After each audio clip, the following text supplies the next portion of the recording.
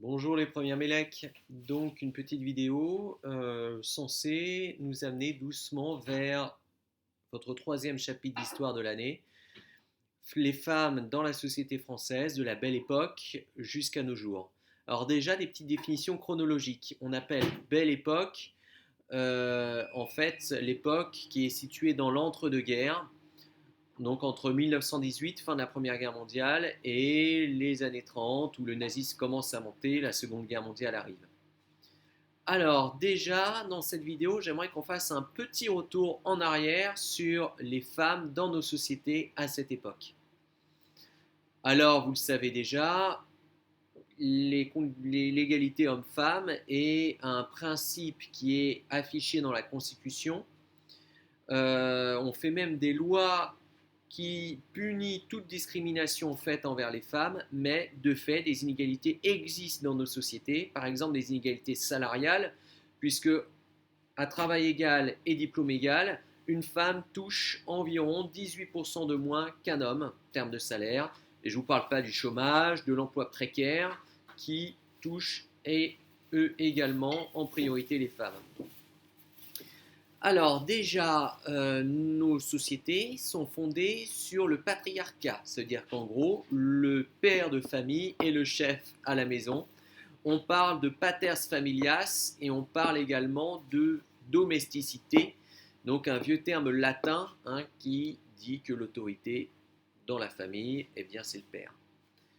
Alors, cette autorité, elle était déjà présente dès l'Antiquité, puisque les femmes étaient reléguées par les Grecs dans un endroit qui s'appelait le gynécée, de Guné, qui veut dire en grec femme, un endroit qui correspondait en gros à certaines parties de la maison où les femmes étaient en charge d'élever les enfants.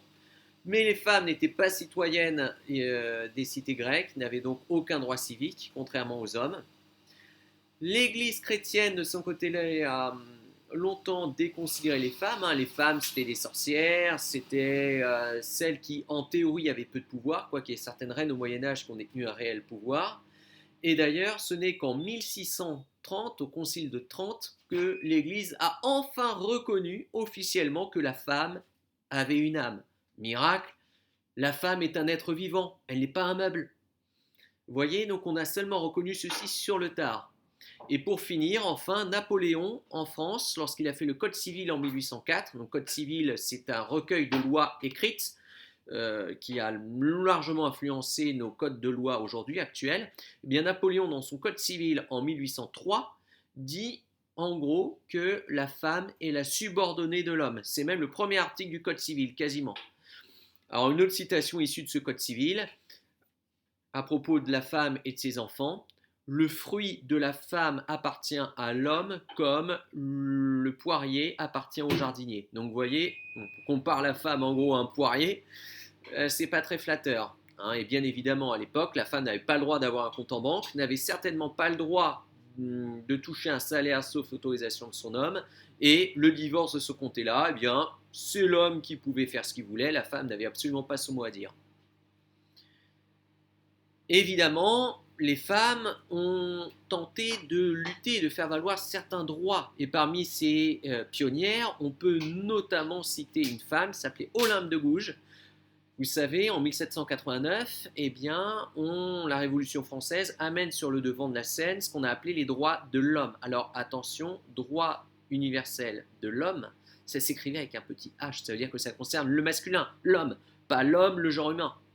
Et cette Olympe de Gouges, eh bien, dit, eh ben, on inclut l'homme, et pourquoi pas, après tout, les femmes sont là aussi. Et les femmes ont, elles aussi, le droit d'être libres et surtout égales aux hommes. Alors, évidemment, on ne l'a pas écouté, mais en plus, on l'a décapité, c'était en 1793.